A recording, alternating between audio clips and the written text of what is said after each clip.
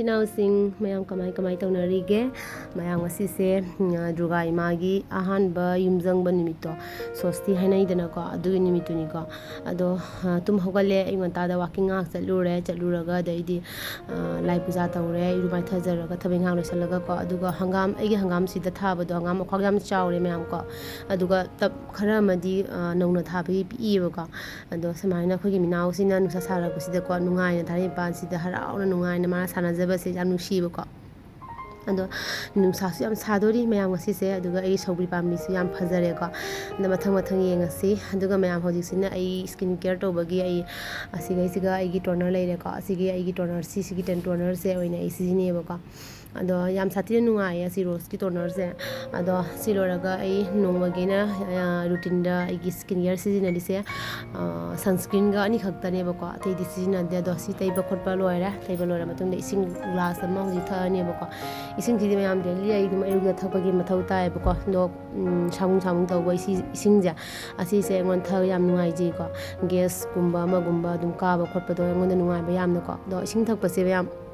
aidi dum amukta ka launa hoi glass ma thaksan ma do ngamde ba ko khangde mayam di amukta khoi da hoi de amukta theta thaksan ma ngame aidi ngamde ba ko duna ai nga pathara samai to sing thai ne mayam ai handak se haksa ngam ta tin mushalla ba ko adone puja jawrok pasiga puja oi pasiga haksa ngam musan baje thwai ga nungai te ba ko adu siga minaw se ko mina ta lagna minaw da ma hauri ne du hoji mu breakfast ki kano da mu chala se mayam ko da hoji na ngasi se puri oina hojalla puri ga cha ko tawrasi haina ko da ko ngang sing di cha di thakte cha thakjraga su ai ngasi je khatang samjale kai na haidi ko ai do thabak yam kalle ba ko dugi do somna na mu langlen jina magi dance tamme ba ko do dance to mana mama amtang dance yengola haina mana mu kausalle ko breakfast ti tawdri ado magi mu ha ko mu jengbi re ko madi ke dawni matam puna makta ai mathau tai ba ko larik pare ai da goi sare ai challe ai chare ai tumme ai se matam puna makta mathau tai mangon da ko adu hojik lore ko cha puri cha chiga leide ko samai tawna khoi ngasi puri cha samai tawna tha ani ado ichani di dum puri ga adagi di chana baza tawraga dumaina dum tawraga pitha e dai hojik sidana aise phanek mu tai re ko mayam phi ron tu ba tai ba mayam dum ta tawna ngasi jenghalake ko yam thaba kali puja jawra ba mayam agi thaba kan basi haina mukana de ko aduga phi ron tu ba tanate phanek tai ba khotpa si su chan thati na thaba kalle ba ko ado dum khata nengsi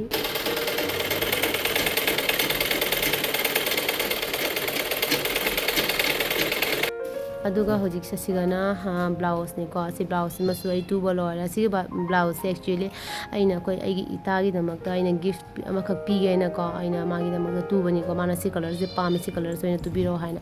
adumana magi puja gi ne thon bi ge taw bane ba ko ado magi puja gi blouse ama adum smai taw ro loshal me am phaje de adum comments adum ha bi na mo ko ado sina customer gi ne do customer gi su smai na ngo bo se ko asi tu bol loire ko masadi khatang chawe si sina mi khra masam no mi gi ne ba ko ado top oina oi doi ne ba ko si su tu bol loire asi ge mana su phi ma yam ma pu khra bane ba ko ma aduga sina kumari yaobga ngang gi top oi doi ni ko yam sa thi nu si ba yam cute oi bane ba ko ngaki design si su lit khra yam sa thi na phaja khra aduga samaina pastel gi kano se hap pa ga chom tharaga tu bi wa samaina tu sim su loire ko aduga asida su to ba ma asida su tu na loire ko ado mayam yam sa thi na wai da thabak se mathang mayam se loina ba gi hona ba da ko mayam gi apam ba do adu do ning ma thungan na ba hona ba da aduga se su to ba ma si di loi phatri ba ko ngaki design samaina taw ko lo na samaina moi design ju pira ko mai tu bane ba ko ado makha da samaina kusi ha pe aduga side tasan ba san ba taw dri ba ko ado adum hasini mayam aina ta phi kana tawri se ko ado phanek sing atai ba sing sida leire ko si phanek mari khak se ngasi tai ba loidana ngasi si se pi gi dro bane ba ko to somna kan da ani khak su leire si ani sim ju tai ba loire ba ko ado aigi phanek su tai ga da ba le ba do aigi da tai ba ngamdre mayam gi sum haidi puthoraga ko dum tai ba aigi le hawa si sina to ba blouse ne ko si blouse mo hoju je tu doi ne ba ko ado mayam ngasi gi aigi blog se makha ta na nu continue jeng bi ko aduga mayam huji e baro gi chang yang loire ko do sobri ma thonge sobri ga adagi sobri da bora ga bori ga habaga thongjan ba do merames ni na ko adumaina ma tawre kango ma tawre motor ga adagi di alu gobi koli hawai tawna ma khoi cha ka tola cha phim do mai tawna ngawr thabak suna asimut pro tawre ko to yang kamu shi loire ga ai kamu puja gi damakta ai chatoi ne ba koi cha do mi mu pura ga tanin chatoi ni ko do makha ta nei simya mayam music chale taning da cha thobi kumari yaobdo adugi finally handakti jawo phangjare ko dugai mana tanbi dana mang sahi dadi jawo ganai tawraga jum mang na jawo phangongdre ko handakti tawre do ngasi dol kumari barton to bugi la uaina haire ko ado ngasi sosti ni mini ko dugai magi do sosti se dugai bai ngang duai he kap de khoi kap sarin dugai magi ngasi sosti ni ko adudina ngasi se kumari gi barton moi pi ni lau haina ko adugi la sige tong ya adugi chale ai do phi ka ami ba ko ji se phi ka maga adagi di kakko phajana loiramji ta tong la kaino kai gino chalo ma ka phai kai ni chalo ka phai kai tan pi hara wona loire mama sahi de su jaw ni toro ja ho da ba chaitra puja da mu jaw ni toro ka mu jaw phangi da ba no handak ti ma yam hara aure khoi da san la khoi na ja la ka yang la gi ma ka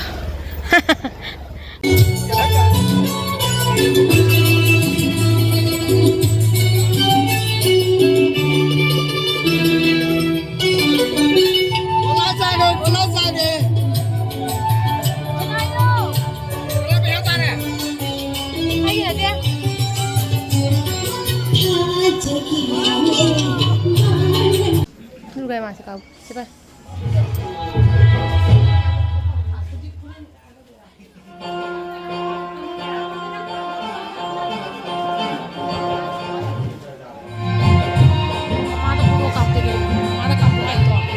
durga ma ka phoi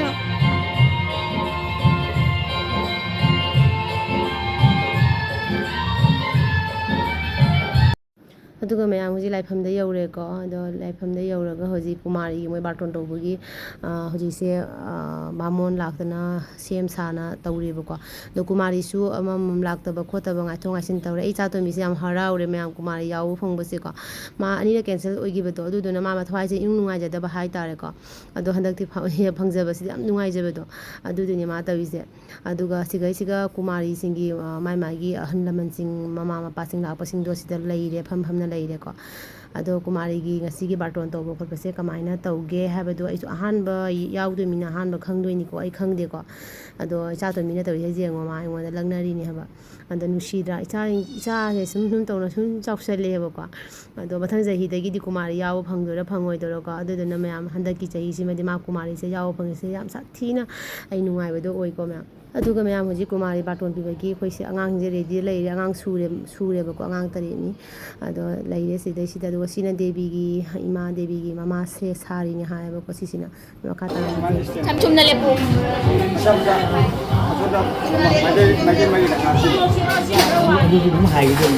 sindu na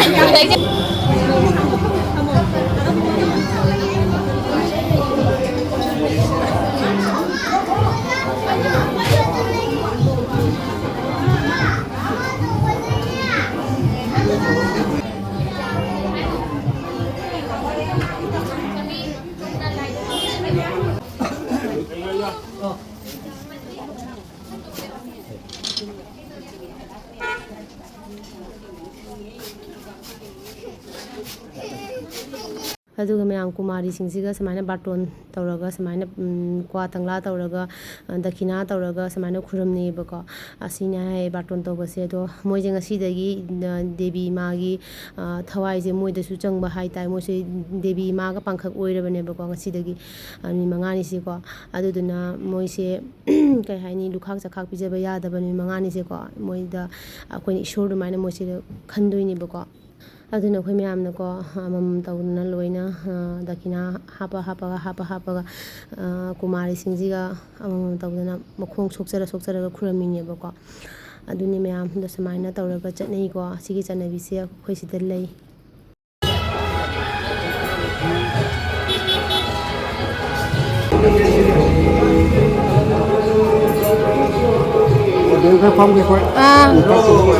ai dokra ke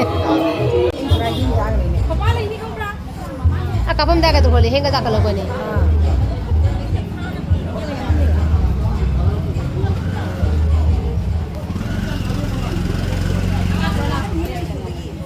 ꯑꯗꯨꯒ ꯃꯌꯥꯝ ꯍꯧꯖꯤꯛꯅ ꯏꯃꯥ ꯏꯆꯥ ꯍꯜꯂꯛꯑꯦ ꯑꯗꯣ ꯃꯥꯒꯤ ꯕꯕꯜ ꯂꯩꯕꯤꯌꯨ ꯍꯥꯏꯀꯣ ꯑꯗꯣ ꯕꯕꯜꯁꯦ ꯀꯥꯝꯅ ꯃꯥ ꯂꯥꯛꯏꯅꯦꯕꯀꯣ ꯑꯗꯨꯅꯦ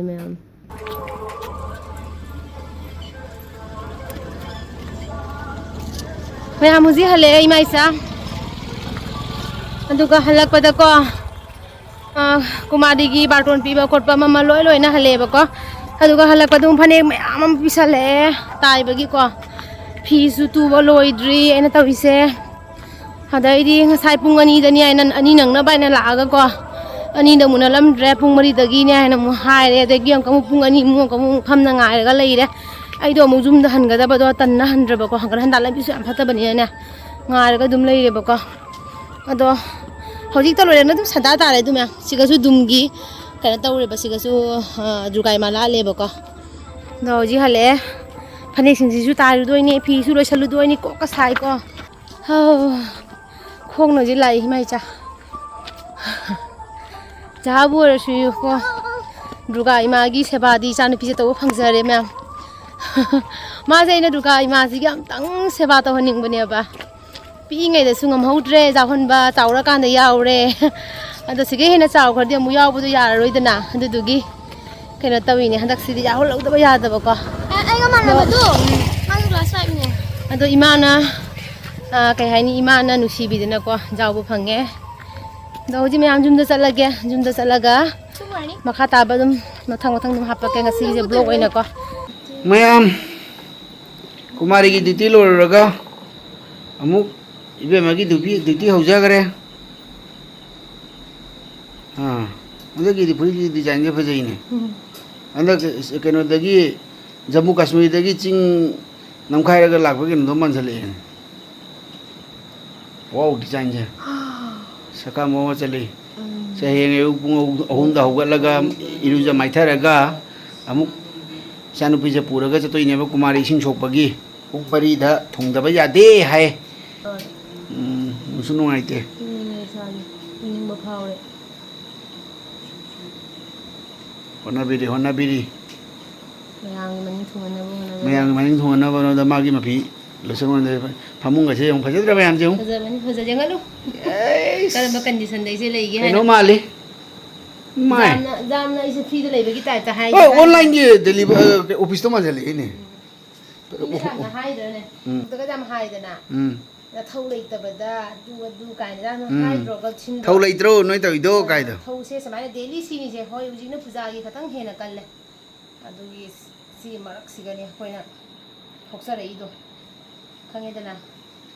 ꯑꯗꯨꯅ ꯑꯣꯖꯥꯗꯤ ꯅꯠꯇ꯭ꯔꯒ ꯑꯣꯖꯥ ꯁꯥꯕ ꯃꯤ ꯃꯌꯥꯝꯁꯤꯅꯕꯨ ꯍꯣꯏ ꯃꯤꯉꯣꯟꯗ ꯉꯥꯡꯕꯁꯦ ꯈꯇꯪ ꯉꯥꯡꯕ ꯃꯊꯧ ꯇꯥꯏ ꯑꯗꯨꯅꯤ ꯃꯌꯥꯝꯁꯤ ꯌꯦꯡꯉꯨꯁꯦ ꯁꯤ ꯃꯌꯥꯝꯁꯦ ꯂꯣꯏꯁꯤꯜꯂꯛꯏꯅꯤ ꯁꯤꯒꯁꯨ ꯐꯤꯔꯣꯟ ꯈꯔ ꯂꯣꯏꯁꯤꯟꯅ ꯂꯩꯔꯦ ꯁꯤꯒꯁꯨ ꯐꯅꯦꯛ ꯀꯔꯤ ꯀꯔꯥ ꯑꯗꯨꯅꯤ ꯃꯌꯥꯝ ꯉꯁꯤꯒꯤ ꯑꯣꯏꯅꯗꯤ ꯃꯇꯥꯡ ꯑꯁꯤꯗ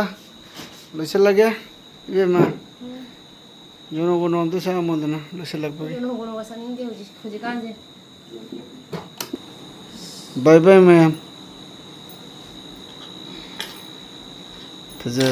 ꯐꯖꯕꯁꯤꯅ ꯇꯧꯊꯣꯔꯛꯑꯣ ꯑꯩꯈꯣꯏ ꯑꯁꯣꯝ ꯅꯥꯀꯟ ꯇꯦꯕꯜꯒꯁꯦ ꯐꯖꯩꯌꯦ ꯂꯣꯏꯔꯕꯅꯦ ꯏꯃꯨꯡꯁꯦ ꯏꯕꯨꯡꯉꯣ ꯇꯤ ꯇꯦꯕꯜꯁꯤꯁꯨ ꯏꯕꯨꯡꯉꯣ ꯂꯣꯏꯔꯕꯅꯦ ꯁꯤꯗꯅ ꯁꯣꯐꯥꯗ ꯑꯜꯃꯤꯔꯥ ꯊꯥꯡꯒꯠꯂꯦ ꯇꯥꯡ ꯇꯥꯡ ꯇꯥꯡ ꯑꯗꯩ ꯁꯤꯗꯅ ꯐꯃꯨꯡꯗ ꯐꯤ ꯇꯣꯡꯉꯦ ꯑꯗꯩꯗꯤ ꯁꯤꯗꯁꯨ ꯇꯤ ꯇꯦꯕꯜꯗ ꯃꯤ ꯄꯣꯡ ꯂꯥꯛꯑꯒ ꯇꯤ ꯇꯦꯕꯜꯗ ꯆꯥ ꯄꯨꯊꯣꯛꯇꯅ ꯑꯩꯈꯣꯏꯁꯤꯗꯤ ꯇꯤ ꯇꯦꯕꯜ ꯅꯠꯇꯦꯅꯦ ꯁꯤꯗꯤ ꯀ꯭ꯂꯣꯠ ꯇꯦꯕꯜ ꯇꯥꯔꯦ ꯀ꯭ꯂꯣꯠ ꯇꯦꯕꯜ ꯕꯥꯏ ꯕꯥꯏ ꯃꯌꯥꯝ